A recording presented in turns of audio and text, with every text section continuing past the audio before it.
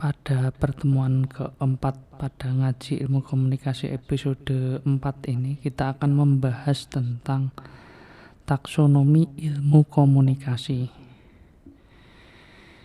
Taksonomi sendiri itu adalah, buat yang belum tahu, klasifikasi bidang ilmu, kaidah, dan prinsip yang meliputi pengklasifikasian objek yang dalam hal ini adalah ilmu komunikasi.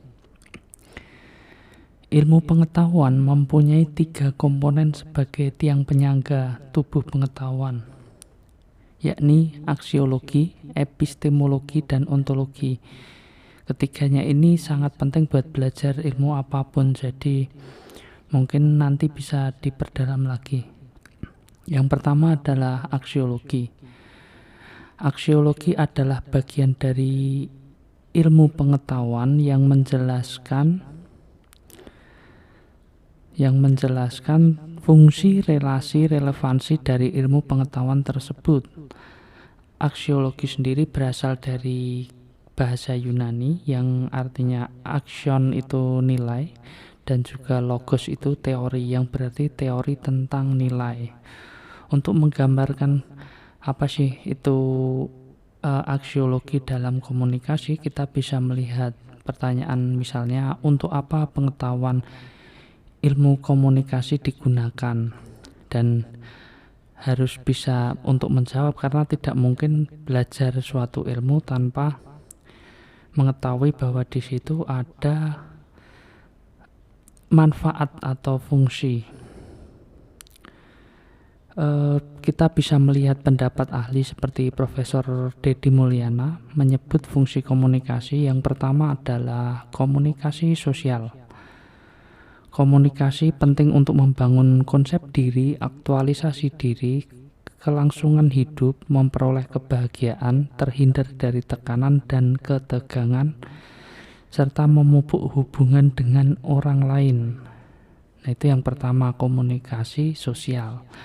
Kemudian yang kedua adalah komunikasi ekspresif. Komunikasi ini dapat dilakukan baik sendirian ataupun dalam kelompok.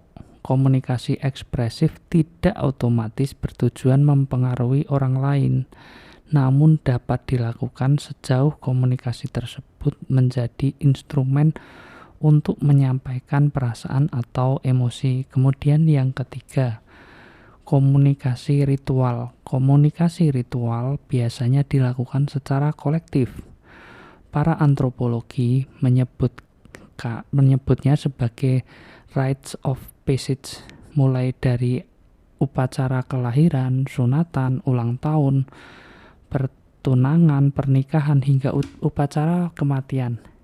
Kemudian yang keempat adalah komunikasi instrumental.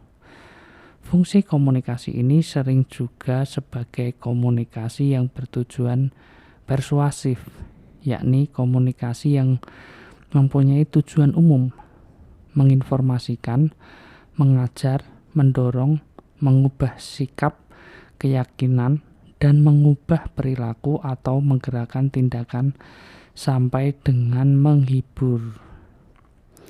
Itu tadi menurut Profesor Deddy Mulyana. Kemudian yang kedua, kita masuk kepada epistemologi. Apa itu epistemologi? Epistemologi adalah kaidah-kaidah yang digunakan bahwa suatu ilmu pengetahuan itu bahwa dirinya benar. Epistemologi juga sama dengan aksiologi tadi, berasal dari bahasa Yunani. Epistem artinya pengetahuan, kemudian logos artinya ilmu. Dalam bidang filsafat, epistemologi meliputi pembahasan tentang asal mula, sumber, ruang, lingkup, nilai validitas, dan kebenaran dari pengetahuan. Kaidah-kaidah dalam ilmu komunikasi. Yang pertama adalah ilmu komunikasi memiliki objek kajian. Nah, objek kajian ini terdiri dari objek kajian material dan formil.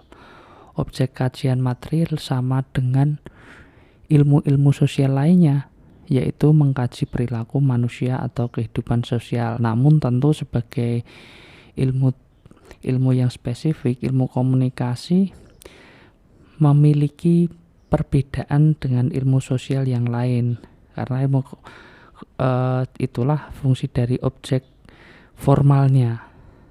Nah, jadi kalau objek materialnya dia sama, tentu kalau objek formalnya dia berbeda. Kita bisa melihat pada pendapatnya Kriyantono, objek formal ilmu komunikasi adalah segala produksi, proses, dan pengaruh dari sistem tanda dan lambang melalui pengembangan teori-teori yang dapat diuji dan digeneralisasikan dan menjelaskan fenomena yang berkaitan dengan produksi, proses, dan pengaruh dari sistem tanda dan lambang dalam konteks kehidupan manusia.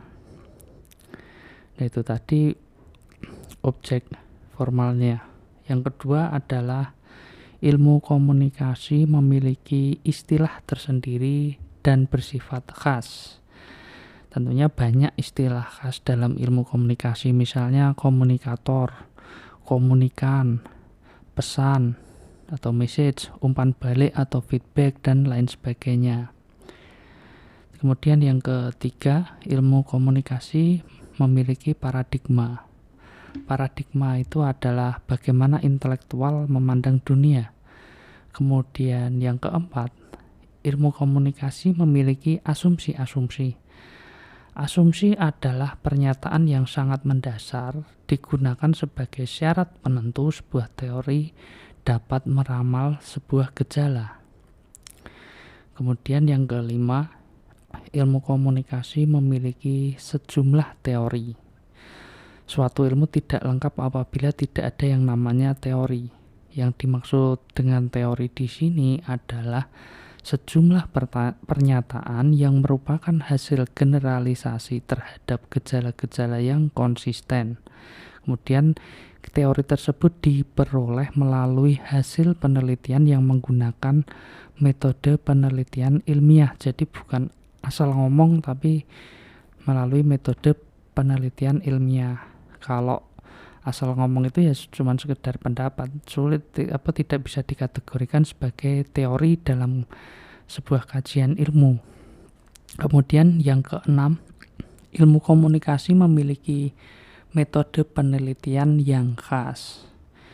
Kriyantono berpendapat karakteristik atau kekhasan metode ilmiah antara lain bersifat publik yang terbuka dari koreksi dan verifikasi.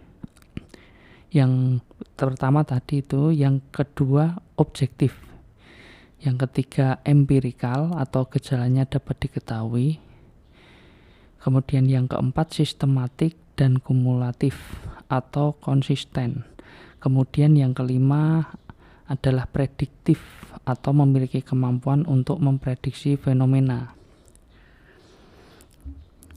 Nah, nomor ketujuh, ilmu komunikasi memiliki aksioma. Aksioma ini adalah suatu pernyataan yang kebenarannya dianggap umum sehingga tidak lagi membutuhkan pembuktian. Misalnya saja, si Budi pada hari kemarin dia tidak berbicara sama sekali. Tapi aksioma dalam ilmu komunikasi itu menyatakan bahwa setiap orang itu berkomunikasi. Padahal tadi dikatakan bahwa si Budi tidak berbicara selama sehari.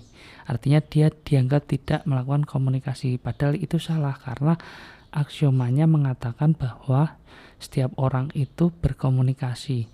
Si Budi memang tidak berbicara, tetapi tidak berbicara dengan orang lain, tetapi bukan berarti dia tidak berkomunikasi. Karena komunikasi dengan diri sendiri itu juga merupakan komunikasi. Misalnya, kenapa saya lelah hari ini, terus kemudian muncul di pikiran, itu artinya dia berkomunikasi dengan dirinya sendiri. Selalu muncul pertanyaan di dalam otak, itu juga merupakan bagian dari komunikasi. Kemudian dari sisi ontologi Ontologi ini adalah struktur material dari ilmu pengetahuan tersebut. Dalam sebuah buku ontologi tercermin dari daftar isi, bab, uraian, daftar tabel, dan lampiran. Kemudian dalam hal kurikulum, ontologi tercermin dari isi struktur mata kuliah yang ditawarkan. Kemudian dalam konteks masalah yang dipecahkan diperoleh dari hasil penelitian.